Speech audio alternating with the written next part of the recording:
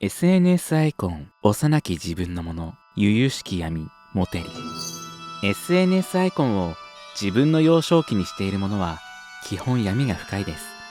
近づかないでください。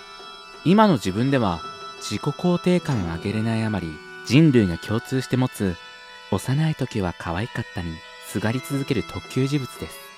ある意味、シュッシュポッポをアイコンにしてる鉄オタと同義、またはそれ以下と心しておきましょう。あと、アニメアイコンの人、黙ってなさい。以上、気をつけて恋愛なさい。